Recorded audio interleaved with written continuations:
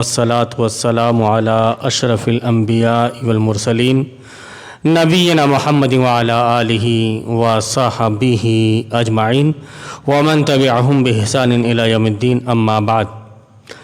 أعوذ بالله من الشيطان الرجيم. بسم الله الرحمن الرحيم. لا إكراه في الدين قد تبين الرشد من الغي فمن يكفر بالطاغوت ويؤمن بالله فقد استمسك بالعروة الوثقى لا انفصام لها والله سميع عليم. معزز سامعین، ہم طاغوت کے سلسلے میں پچھلے کچھ دنوں سے مسلسل کچھ سن رہے ہیں.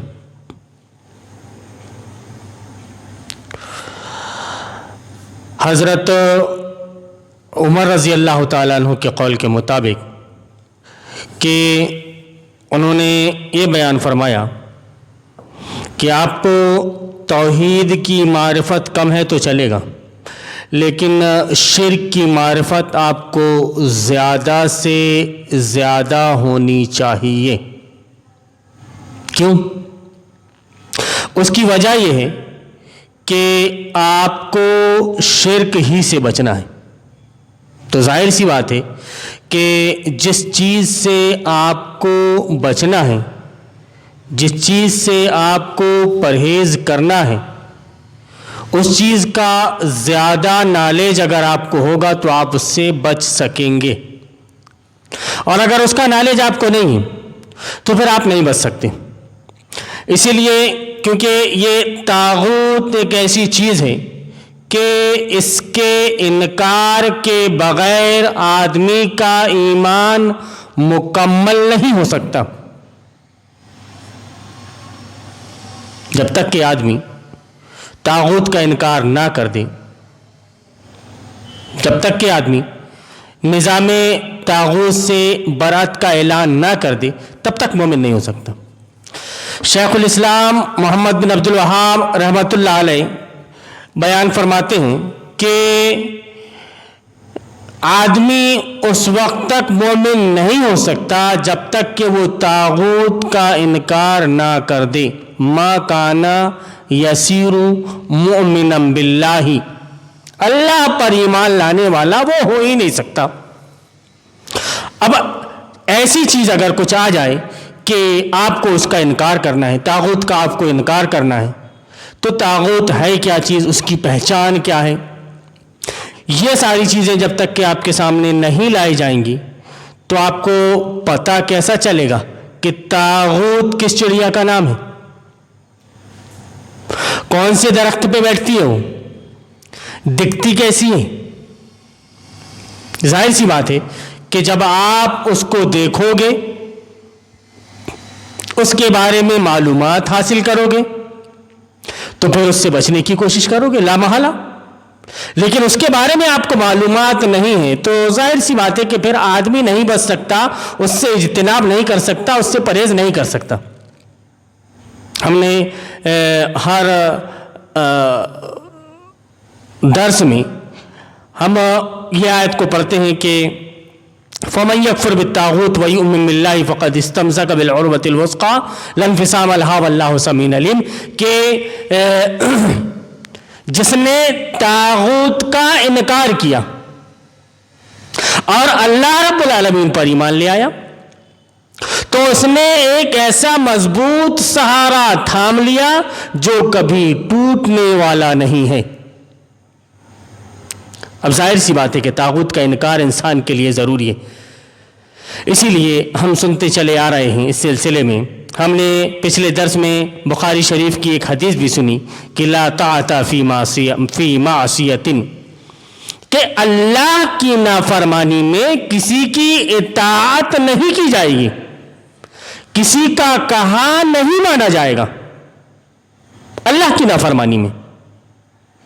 اب چاہے وہ ہمارا اپنا بھائی ہو، ہماری بہن ہو، ہمارے ماں اور باپ ہی کیوں نہ ہو، ہم اس کی بات نہیں مان سکتے. اس لیے نہیں مان سکتے کہ وہ اللہ رب العالمین کی نافرمانی میں ہمیں حکم دے رہا ہے. اور اللہ رب العالمین کی نافرمانی میں کسی کی اطاعت نہیں کی جائے گی۔ سب سے بڑی بات اس زمانے میں عوام کے ساتھ میں یہ ہے کہ اس نے طاغوت کے سلسلے میں، شرک کے سلسلے میں، کفر اور بدعات اور خرافات کے سلسلے میں اپنا ایک ذہن بنا لیا ہے کہ کفر یہ ہوتا ہے، شرک یہ ہوتا ہے، طاغوت یہ ہوتا ہے۔ اب اپنے اس محدود ذہن سے وہ اٹھنے کی کوشش نہیں کرتا۔ علماء سو کی جانب سے جتنی رہنمائی اس کی کر دی گئی اس چیز کے سلسلے میں، بس اسی چیز کو وہ جانتا ہے کہ یہ غلط ہے، باقی اس کے علاوہ قرآن کچھ بولتا رہے، نبی کا فرمان کچھ ہو، اللہ کی نافرمانی ہوتی ہو، ہوتی رہے، کوئی اللہ کے مخالفت میں ایک سسٹم اور ایک قانون بنا لے تو وہ بناتا رہے، اس کو کوئی سروکار نہیں۔ لیکن کامیاب یہ کب ہوگا؟ تب اس کا یہ اس وقت کامیاب ہوگا جب یہ اس کا کھلم کھلا انکار کر دے۔ آدمی یہ بھی نہیں کہہ سکتا کہ اللہ رب العالمین، مجھے معلوم نہیں تھا کہ ان کی عبادت یا ان کی بات کو ماننا یہی ان کی عبادت ہے۔ حضرت عدی بن حاتم رضی اللہ تعالیٰ عنہ کی جو حدیث ہم نے پچھلے درس میں بیان کی کہ ان کو معلوم نہیں تھا کہ ہم ان کا کہاں مان رہے ہیں، انہوں نے جو کہہ دیا ہم نے اس کو تسلیم کر لیا، تو ان کا کہاں ماننا ہی ان کی عبادت ہے، ان کو معلوم نہیں تھا۔ لیکن نبی صلی اللہ علیہ وسلم نے کہا کہ اتخذوا احبارہم ورہبانہم اربابا من دون اللہ، کہ اللہ کے علاوہ انہوں نے اپنے احبار کو اور اپنے رہبان کو رب بنا لیا۔ رب بنانا کیا ہوا؟ یہی تو ہوا کہ جو انہوں نے حلال کیا وہ اس کو حلال سمجھ لیا، جو انہوں نے صحیح کہا اس کو صحیح سمجھ لیا، جو انہوں نے غلط کہا اس کو غلط سمجھ لیا۔ تو اس قوم کے سلسلے میں کہ یہ کامیاب کب ہوگی، یہ کامیاب کب ہوگی اور اس کو کامیاب کون نہیں ہونے دے گا؟ پہلی چیز، یہ کامیاب کب ہوگی، وہ کیا چیز کرے گی تو کامیاب ہوگی، اور کون ایسا ہے جو اس کی راہ میں روڑے اٹکاتا رہے گا اور کوشش یہ کرتا رہے گا کہ یہ سمجھ اس کو کوئی بات سمجھ میں نہ آئے۔ ان چیزوں کے سلسلے میں ہم آج کے درس میں اور اس کے بعد جو کل کا درس جو ہوگا ہم اس میں گفتگو کریں گے انشاءاللہ، کہ اس قوم کی خوشبختی کی یہی ایک صورت ہے کہ یہ اللہ کے تمام شریکوں کا برسر عام انکار کر کے ہر اس بت کو پاش پاش کر دینے کے لیے اٹھ کھڑی ہو جو اللہ کی ماں سوا پوجا جاتا ہے۔ ظاہر سی بات ہے کہ اگر آپ اس چیز کے لیے نہیں کھڑے ہو رہے، اس کی خوشبختی یہی ہے، اس کی کامیابی اسی میں کہ اللہ کے شریکوں کا برسر عام انکار کر دے، اور اس کے علاوہ جو کچھ کوئی بھی بت پوجا جا رہا ہے، انسان کی شکل میں ہو یا کسی اور شکل میں ہو، اس کو جب تک وہ پاش پاش کرنے کے لیے اٹھ کھڑی نہیں ہوتی وہ کامیاب نہیں ہو سکتی، اور اپنی معاشی ابتری کا حل تلاش کرنے سے پہلے کتاب اللہ سے اپنا فرض دریافت کرے۔ آج آدمی کو دیکھ رہے ہیں ہم کہ معاش کے سلسلے میں، ذریعہ معاش کے سلسلے میں آدمی پریشان ہے اور لگا ہوا ہے کہ کسی طریقے سے میں اس کو بڑھا کر کس مقام پر پہنچا دوں، کامیابی کی منزلوں کو میں طے کرتا ہوا چلوں، لیکن ادھر دین کے معاملے میں یہ ہو کہ میں بالکل پیچھے کی لائن میں ہوں، لیکن دنیا داری کے معاملے میں کسی سے کم نہ ہوں۔ یہ تصور، یہ فکر، یہ سوچ بن چکی۔ اب یہ فکر ایسی ہے کہ اس نے آپ کو اللہ رسول آخرت سے بالکل دور کر دیا۔ اب آپ یہ نہیں جان سکتے کہ اللہ کے فرامین کیا ہے، اب آپ یہ نہیں جان سکتے کہ رسول اللہ صلی اللہ علیہ وسلم نے کیا حکم دیا ہے، اب آپ یہ نہیں جان سکتے کہ آپ کو کن چیزوں کو کرنا ہے، کن چیزوں کو نہیں کرنا ہے۔ تو اس سلسلے میں کہ اپنی معاشی ابتری کا حل تلاش کرنے سے پہلے کتاب اللہ سے وہ اپنا فرض دریافت کرے، جس کا ادا کرنا مادی ترقی ایسے کسی معجزے کے ساتھ مشروط نہ ہو کہ مادی ترقی کہ ہمیں یہ بڑھانا ہے، اور جب تک کہ ہم یہ آگے نہیں بڑھائیں گے ہمارا کام آگے نہیں بڑھ سکتا۔ گویا ایک چیز کی وجہ سے کہ آپ کے پاس میں روپیہ پیسہ نہیں ہے۔ نبی صلی اللہ علیہ وسلم کے پاس میں کیا تھا؟ حضرت ابراہیم علیہ السلام نے اپنے باپ کو چھوڑ دیا، ان کے پاس میں کیا تھا؟ بلال حبشی رضی اللہ تعالیٰ عنہ تو دوسرے کے غلام تھے، امیہ کے غلام تھے وہ. ان کے پاس اگر مال دولت ہوتی تو وہ اپنا جو کچھ بھی ان کے اوپر قرض جو بھی ان کی قیمت تھی وہ قیمت دے کر کے خود آزاد ہو سکتے تھے. لیکن یہ چیز کبھی رکاوٹ کا سبب نہیں بنی دین اسلام کی نشر و اشاعت میں. لیکن آج ہم دیکھتے ہیں کہ اس کو سب سے بڑا روڑا بنا جاتا ہے کہ آپ کے پاس میں کچھ نہیں ہے، جدید ٹیکنالوجی آپ کے پاس میں نہیں ہے. اللہ رب العالمین آپ سے یہ نہیں پوچھے گا کہ جدید ٹیکنالوجی تمہارے پاس تھی کہ نہیں تھی. لا یکلف اللہ نفسا الا وسعها، کہ اللہ رب العالمین نے کسی بھی نفس کو جتنی اس کی طاقت ہے اس سے زیادہ مکلف نہیں کیا. اب اپنے آپ کو خود مکلف کیے جا رہے ہیں. وہ مکلف کرنے کے چکر میں آپ برائی کے دلدل میں گھستے چلے جا رہے ہو، جبکہ آپ کو اچھی طرح سے معلوم ہونا چاہیے کہ یہ نظام طاغوت ایک گٹر کے مانند ہے اور آپ کو اس سے نکلنے کی کوشش مسلسل کرتے رہنی ہے. اب اس صورت میں آپ کا اگر انتقال ہو جاتا ہے تو کم سے کم آپ اللہ رب العالمین کو یہ تو جواب دے سکتے ہو کہ اللہ رب العالمین ہم نے نکلنے کی مسلسل اس سے کوشش کی. لوگوں کو ہم یہ باور کراتے رہے کہ دیکھو یہ گڑر ہے، تم اس کو کوئی اچھی جگہ نہ سمجھو، یہ گڑر ہے، اس سے نکلنا تمہارے لیے ضروری ہے. اس چیز کی آپ برابر دعوت دیتے رہے، اور دعوت دینے کے ساتھ ساتھ جب آپ نکلنے کی کوشش کرتے رہے تو لوگ یہ دیکھتے رہے کہ نہیں، وہاں پر کچھ لوگ ایسے بھی موجود تھے جو نکلنے کی کوشش نہیں کر رہے تھے، بلکہ وہاں پر جو کیڑے مکوڑے رینگ رہے تھے انہی کیڑے مکوڑوں کی طرح وہ بھی رینگتے ہوئے نظر آ رہے تھے. ایک ہی سمت میں ان کی زندگی کا مقصد بھی وہی تھا جو وہاں کے کیڑے مکوڑوں کی زندگی کا مقصد تھا. کیا ہے؟ اللہ رب العالمین نے اس لیے تو بیان فرمایا کہ اولئک کالانعام بل ھم اضل، کہ وہ جانور ہیں بلکہ جانور سے بھی بدتر ہیں. کیوں؟ کہ تمہاری زندگی کا کوئی مقصد نہیں، تمہیں کیا کرنا ہے تمہیں یہ معلوم نہیں، اور تم نے معاش کو ہی سب کچھ سمجھ لیا ہے. آج دیکھ رہے ہیں ہم کہ بہت سے ایسے ہیں کہ صرف اپنے ذریعہ معاش کی وجہ سے، اپنے ذریعہ معاش کی وجہ سے حق بات سننے کے باوجود بھی اس کو تسلیم نہیں کرتے کہ ان کا کاروبار ویسا ہے. یہودیوں نے آخر نبی کریم صلی اللہ علیہ وسلم کی بات کو تسلیم کیوں نہیں کیا؟ وجہ اس کی یہی تھی کہ ان کا ذریعہ معاش پورا سودی کاروبار پر تھا، اور آپ صلی اللہ علیہ وسلم حکم دیتے تھے کہ اللہ رب العالمین بیان فرماتا ہے کہ یہ سودی کاروبار حرام ہے، اللہ رب العالمین نے اس کو حرام قرار دیا ہے. تو یہ چیز کہ ایسی کوئی چیز مشروط نہ ہو، اگر وہ ایسا کرتا ہے کہ محمد صلی اللہ علیہ وسلم کو ہادی تسلیم کر لینے کے بعد کوئی قوم جس شدت سے اپنے مسائل کا حل کفار کے ہاں تلاش کرے گی، اسی قدر اس کی منزل قریب نظر آنے کے باوجود سراب بنتی چلی جائے گی. سیم یہی کنڈیشن مسلمانوں کی ہے کہ انہوں نے اپنا ہادی اور اپنا رہبر نبی کریم صلی اللہ علیہ وسلم کو تسلیم کر لیا، اور بڑے فخر کے ساتھ یہ کہتے ہیں کہ ہم نبی کریم صلی اللہ علیہ وسلم سے محبت کرنے والے ہیں. لیکن اس کے باوجود آپ کی شریعت میں، آپ کے لائے ہوئے قانون میں، آپ کے لائے ہوئے سسٹم میں اپنے مسائل کا حل تلاش نہ کر کے اپنے مسائل کا حل تلاش کرنے کے لیے کسی اور دوسرے کے پاس میں جا رہا ہے. تو پھر ایسی شکل میں اس کو دیکھے گا تو کہ ہاں ٹھیک ہے، جیسے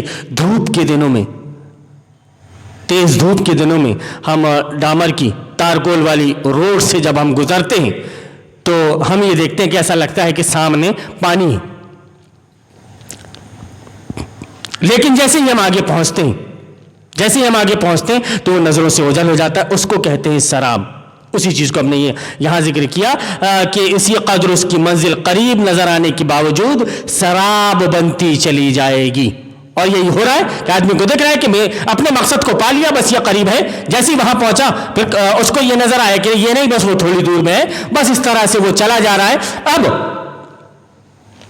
وہ اس شخص کو جو اس کو یہ بول رہا ہے کہ دیکھو یہ سراب ہے، اس سے بچو، یہ دھوکہ ہے، یہ دنیا تم کو دھوکے میں نہ ڈال دے، اور حقیقت میں دنیا نے تم کو دھوکے میں ڈال دیا، اور اس کے چکر میں تم دھوکے میں اس طرح سے آ گئے کہ بس اگر کوئی آدمی بتا رہا ہے کہ بھائی وہ سراب ہے، وہ سراب ہے، لیکن آپ پھر اسی کے پاس چلے جا رہے ہیں کہ نہیں یار تمہیں نظر نہیں آتا. صاحب ڈائلاگ مار رہا ہے کہ آپ کی نظر کمزور ہو گئی ہے، تھوڑا چشمہ لگے گا آپ کو، میری آنکھوں کے سامنے تو نظر آ رہا ہے. تو ہمارے مخاطب وہ حضرات ہیں جو یہ احساس رکھتے ہیں کہ معاشی اور سیاسی منزل یا آزادی ایسی اصطلاحیں امت محمدیہ کو زیب نہیں دیتی. اس کی منزل ماں سوائے اس کی کچھ نہیں کہ الہی ہدایت کا دامن تھام کر یہ اندھیروں سے نکلنے اور بھٹکتی ہوئی انسانیت کو روشنی کی سمت لے کر چلے. تمہارا حال یہ تھا، تم اس مقام پر تھے کہ جو انسانیت بھٹک گئی، جو اندھیروں میں بھٹک رہی، اللہ رب العالمین نے جو بیان فرمایا کہ ظلمات سے نکال کر اللہ رب العالمین نے نور کی طرف اس کو لے آیا، ہدایت اس کو دے دی. اب انسان کی حالت یہ ہو گئی ہے کہ اس کا کام یہ تھا کہ لوگوں کو اندھیرے سے نکال کر اجالے میں لے کر چلائے، لیکن خود ایک انسان اندھیرے میں بیٹھا ہوا ہے. تو جو انسان اندھیرے میں خود بیٹھا رہے وہ دوسرے کو اندھیرے سے نکال کر اجالے میں کیسے لا سکتا ہے؟ تو اس کے اندھیرے سے نکال کر اجالے میں لانے کے لیے یہ ضروری ہے کہ خود پہلے اندھیرے سے باہر نکلے اور پھر کوشش کرے ایک ایک کو پکڑ کر کھینچنے کی کہ دیکھو تم ظلمات میں تھے، تم تاریکی میں تھے،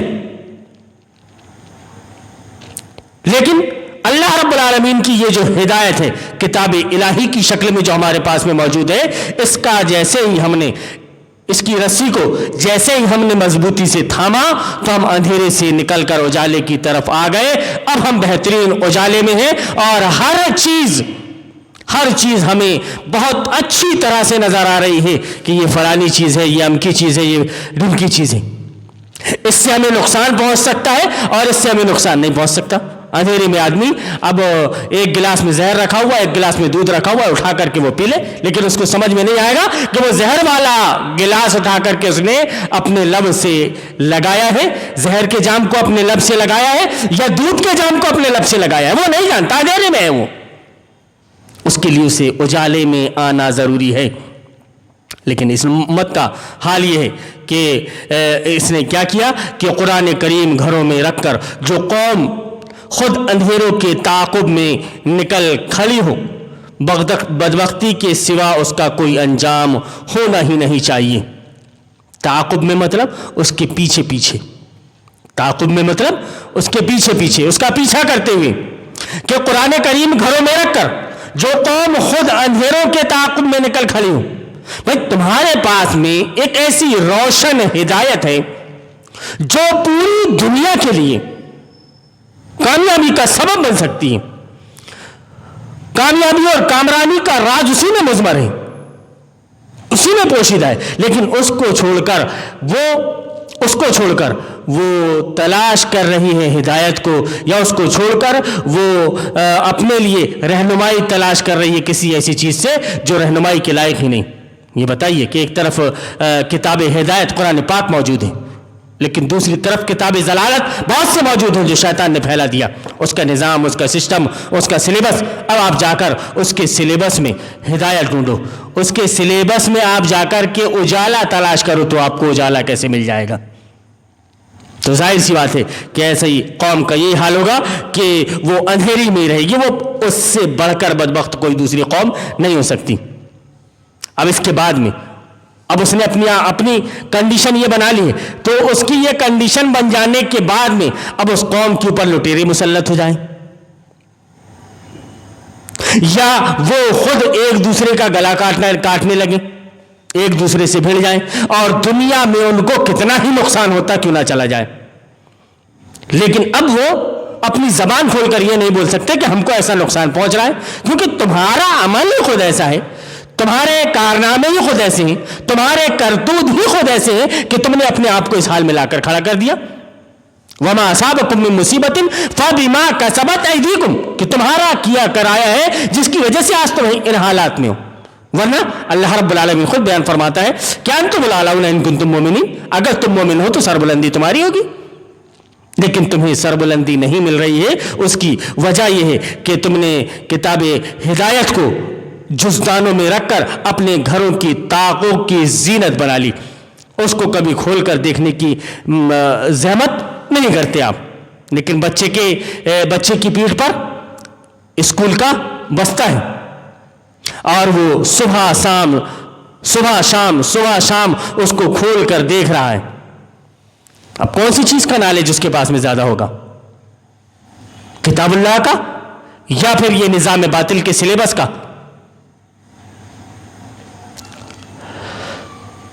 تو قرآن کریم گھروں میں رکھ کر جو قوم خود اندھیروں کے تعاقب میں نکل کھڑی ہو، بہت بدبختی کے سوا اس کا انجام ہونا ہی نہیں چاہیے۔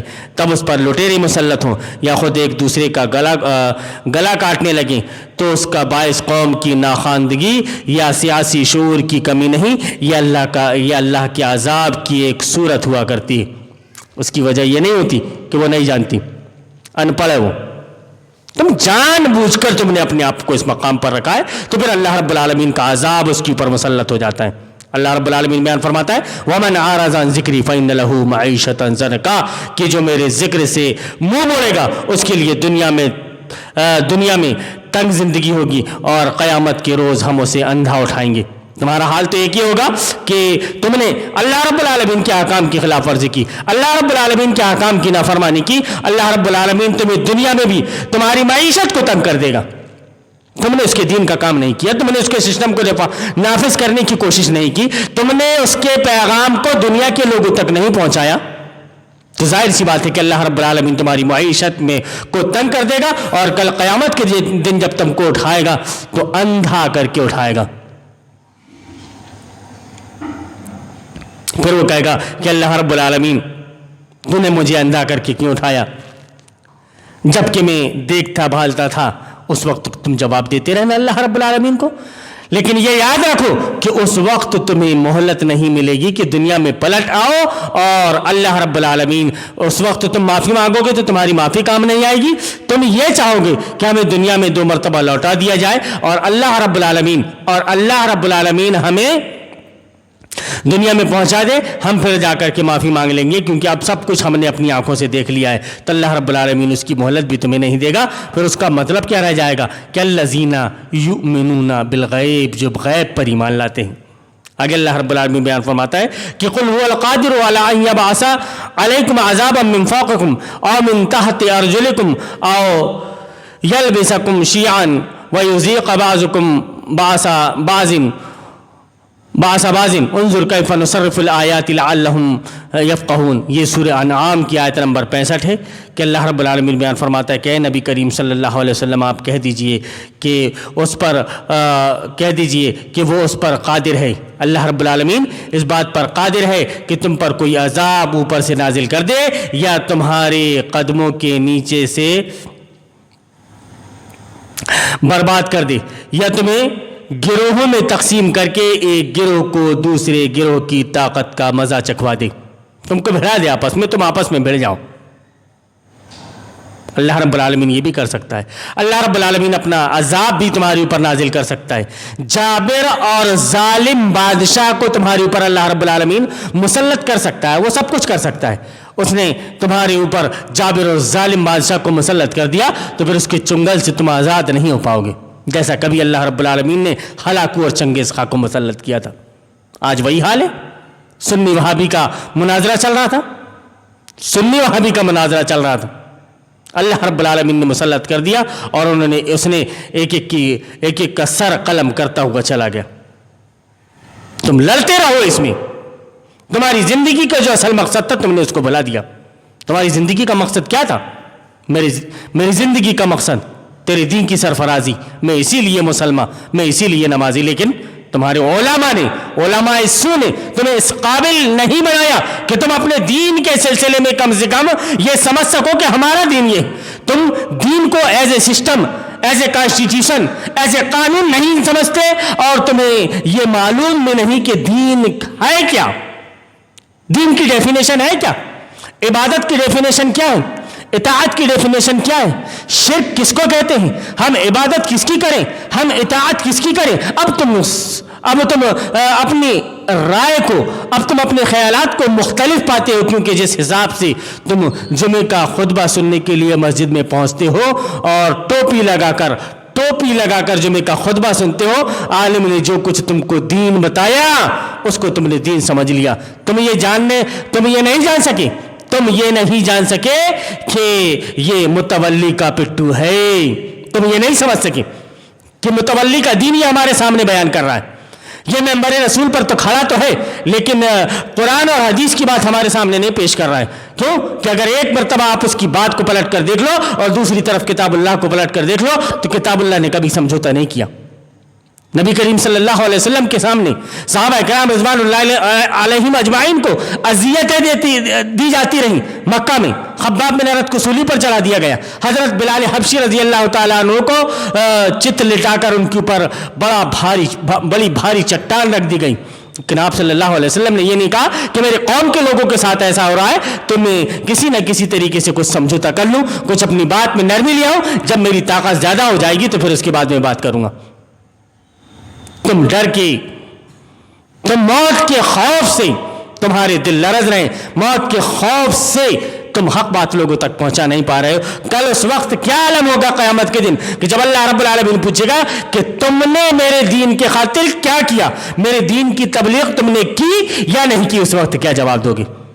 تو اس وقت اللہ رب العالمین کو جواب صرف اور صرف آپ اسی صورت میں دے سکتے ہو کہ اللہ رب العالمین کے احکام کے مطابق اپنی زندگی کو گزارو اور اس کے فرامین کو لوگوں کے سامنے پیش کرو۔ جو طاغوت ہے اس کو طاغوت کہو اور طاغوت کے انکار کی آپ لوگوں کو دعوت دیتے رہو اور یہ بتاتے رہو کہ جب تک کہ آپ نظام طاغوت کا انکار نہیں کریں گے تب تک آپ مومن نہیں ہو سکتے۔ تو یہ ہیلے بہانے آدمی کیا کرتا ہے کہ کتاب اللہ کو ایک طرف چھوڑ دیا اس نے، اب کتاب اللہ کو چھوڑ کر ظاہر سی بات ہے کہ اب کسی چیز کو وہ تلاش کرنے کی کوشش کر رہا ہے تو وہ صحیح نہیں ہو سکتی۔ صحیح وہی ہوگا جو کتاب اللہ میں مذکور ہے، صحیح وہی ہوگا جو سنت رسول اللہ میں مذکور ہے، لیکن اس کی تو اپنے دماغ کی الگ اٹکلیں ہیں۔ اس ہر مسلک کے، ہر فرقے کے اپنے ایک مولانا ان کے پاس میں موجود ہیں اور یہ بولتے ہیں کہ وہ اس سلسلے میں مولانا صاحب آپ ایسا کہہ رہے ہو، ذرا غبار خاطر پڑھ لو۔ مولانا ابوالکلام آزاد کی ذرا غبار خاطر پڑھ لو، شرم نہیں آتی؟ اس کو یہ بولنا چاہیے کہ ایک مرتبہ قرآن سمجھ کر پڑھ لو، ایک مرتبہ سیرت طیبہ کو سمجھ کر پڑھ لو تو ساری چیزیں تمہارے سامنے کلیئر ہو جائیں گی۔ لیکن وہ تعویلیں پیش کریں گے اپنے علماء کی کہ انہوں نے ایسا کیا۔ میں اتنی بڑی بات جو کر رہا ہوں، یہ چھوٹا منہ بڑی بات صرف اسی بیس پر کہ قرآن میرے سامنے موجود ہے۔ نہیں مان لایا میں نے مولانا ابوالکلام آزاد پر، نہیں مانتا میں، نہیں جانتا میں مولانا مودودی کون ہے، نہیں جانتا میں حسن البنا کون ہے، لیکن کتاب اللہ سنت رسول اللہ ہمارے پاس موجود ہے۔ یہ کیا بھٹکانے میں لگے ہوئے ہو کہ وہ فلانے مولانا کو پڑھو، فلانے مولانا کو مت پڑھو، فلانے کی تفسیر پڑھو اور فلانے کی تفسیر مت پڑھو۔ جب تک کہ آپ علم حاصل نہیں کریں گے، کتاب اللہ سے جب تک آپ قریب نہیں ہوں گے تو آپ کو سمجھ میں نہیں آئے گا کہ صحیح کیا ہے اور غلط کیا ہے۔ نظام طاغوت کس شکل میں آپ کے سامنے موجود ہے؟ صرف علامہ اقبال نے کہہ دیا کہ آگ ہے، اولاد ابراہیم ہے، نمرود ہے، کیا کسی کو پھر کسی کا انتہا مقصود ہے؟ کیا وہ صرف آزمائش ابراہیم کے لیے تھی، ہمارے آپ کے لیے نہیں؟ تو اللہ رب العالمین بیان فرما رہا ہے کہ ایک گروہ کو دوسرے گروہ کی طاقت کا مزہ چکھوا دے گا۔ دیکھو ہم کس طرح بار بار مختلف طریقوں سے اپنی نشانیاں ان کے سامنے پیش کر رہے ہیں، شاید کہ یہ حقیقت کو سمجھ لیں۔ اللہ رب العالمین یہ جو نشانیاں ہمارے سامنے پیش کر رہا ہے صرف اور صرف اس کی ایک ہی وجہ یہ ہے کہ تم کسی طریقے سے سمجھ جاؤ، کسی طریقے سے تم سمجھ جاؤ، لیکن تم سمجھنے کی کوشش نہیں کر رہے ہو۔ اب ہم کل کے درس میں، کل جو درس ہوگا، اگلا جو درس ہوگا، اس درس میں ہم انشاءاللہ یہ ذکر کریں گے کہ یہ شیطان لعین جو تھا اس نے اپنی عبادت اور اپنی بندگی لوگوں سے کیسے کروائی، اور اس وقت شیطان کی شکل میں کون لوگ موجود ہیں جن سے بچنا ہمارے لیے ضروری ہے۔ یہ اس درس میں ہم نے آدمی کے آرا اس کے خیالات، اس کے افکار و نظریات کے بارے میں ذکر کیا کہ آدمی اپنے افکار اور اپنے نظریات ایسے بنا لیتا ہے اور ان نظریات کے تحت وہ باطل کا شکار ہو جاتا ہے اور اس کے کہے مطابق اپنی زندگی گزارنے لگتا ہے۔ اللہ رب العالمین سے دعا ہے کہ اللہ رب العالمین تو ہمیں توفیق دے کہ ہم اپنی زندگی کتاب اللہ سنت رسول اللہ کے مطابق گزارنے والے بن جائیں۔ اللہ رب العالمین ہمیں توفیق دے کہ ہم کھل کر طاغوت کا، نظام طاغوت کا انکار کریں، نظام طاغوت کا انکار کریں اور نظام توحید کو ماننے والے اور اس کے پرچارک پرسارک بن جائیں۔ اللہم ارنا الحق حقا وارزقنا اتباعہ وارنا الباطل باطلا وارزقنا اجتنابہ، آمین یا رب العالمین۔ لوگوں کا رد و قبول ہرگز حق و باطل کا معیار نہیں ہے۔ لوگوں کی اکثریت اگر اندھیروں میں بھٹکنا اور ٹھوکریں کھانا چاہتی ہے تو خوشی سے بھٹکے اور ٹھوکریں کھاتی رہے۔ ہمارا کام ہر حال اندھیروں میں چراغ جلانا ہی ہے اور ہم مرتے دم تک یہی کام کرتے رہیں گے۔ ہم اس سے خدا کی پناہ مانگتے ہیں کہ ہم بھٹکنے یا بھٹکانے والوں میں شامل ہو جائیں۔ خدا کا یہ احسان ہے کہ اس نے ہمیں اندھیروں میں چراغ جلانے کی توفیق بخشی۔ اس احسان کا شکر یہی ہے کہ ہم چراغ جلاتے جلاتے مر جائیں۔